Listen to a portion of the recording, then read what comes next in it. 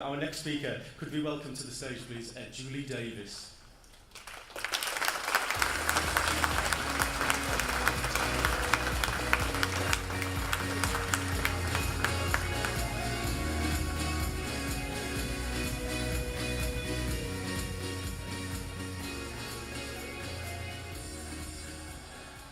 Well, I don't quite know how I follow that one, really. This comes at a terms here, but that was absolutely wonderful and made us really think. My name's Julie Davis. I'm an occupational therapist and I come from a clinic in a town in Darlington. I'm exceptionally privileged, I feel, as an occupational therapist to do the work I do and for having around me educationalists and people that believe in my service. And I'm going to hopefully take you on a little journey about what I'm doing to help children with autism and ADHD and sensory processing disorder, and take you through a very whistle-stop tour of sensory processing disorder. So I hope you enjoy. As I said, I'm based in Darlington. I've been an occupational therapist for more than 20 years. I started my career in health. I then went into the private sector because I couldn't treat children. In 2013, I listened to an inspirational speaker, Dr. Lucy Miller, and she transformed the way that I wanted to deliver occupational therapy. And so I provide an integrated service to education and home and families. This is my clinic, and these are the wonderful people that work with me. Without these, I wouldn't have a service. Angela's in the audience. And so very special occupational therapists and staff. And these are some of the children in the clinic space. So in relation to my team, we are sensory integration trained.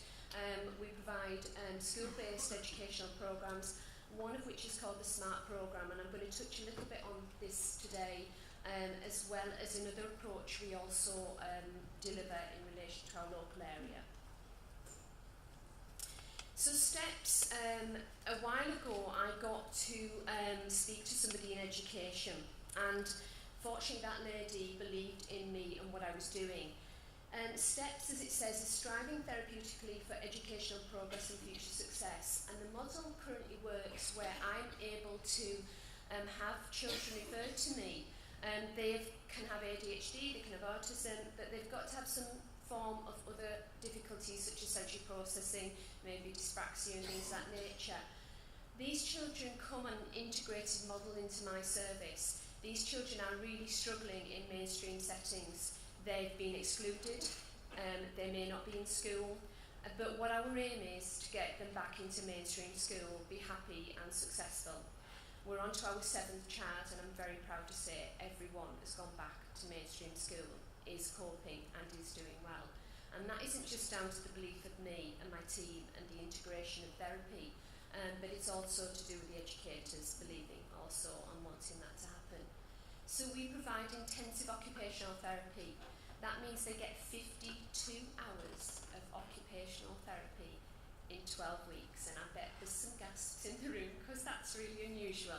We work on a sensory integration framework, and it is proven currently that most of these children would have gone to more specialist units. They would have not had a school placement, but we have got them back there. The outcomes we say here are 5, but obviously we've had a few children as well on therapeutic placements, one of which, Max, was out of school from January to June this year. He came to us in June and is now in his secondary education. Last week he told us he had a girlfriend, and last week he said it was the happiest time that he'd had, and he was so successful. This is what keeps me going, and I feel exceptionally privileged to be in this position. So I'm going to show you a little bit of what we do in our clinic, and I hope you enjoy, and I hope this plays.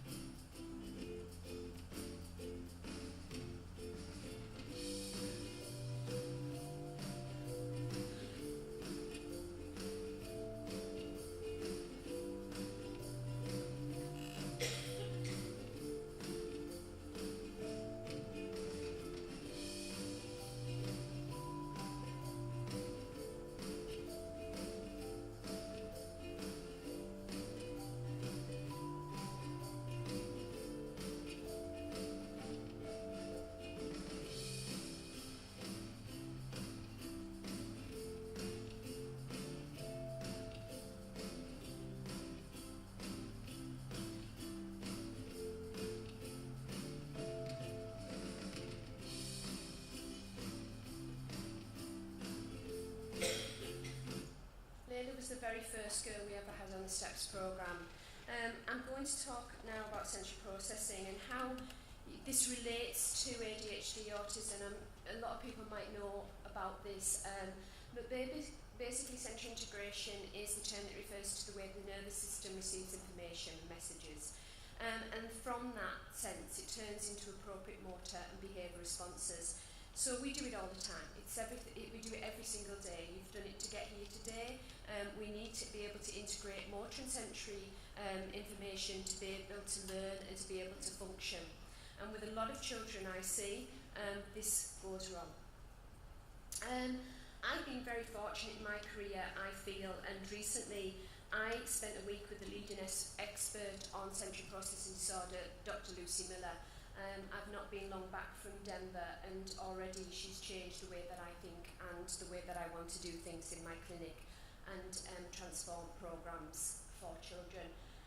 Also, many years ago, well, a few years ago, I wrote a paper, and that got a contract for us to see children with ADHD for 3 years with the CCG. Unfortunately, that came to an end, like many things. But really, that was the fortunate thing for me, because when that came to an end, I decided to create the SMART programmes and do the STEPS programme.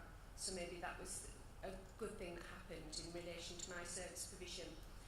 This is the cycle that I see happen in children all the time. They come to us, they may have a diagnosis of autism, ADHD, but they'll also have other problems going wrong. They'll have DCD, they'll have sensory processing disorder, they have handwriting perception, and they may have dyspraxia. Very disabling conditions. They really prevent children from learning and feeling good about themselves. And it's these areas, occupational therapists, that we want to address and help educators simply put programs into place that really transform their ability to function. So what do these children elicit? Well, very similar to a lot of other children.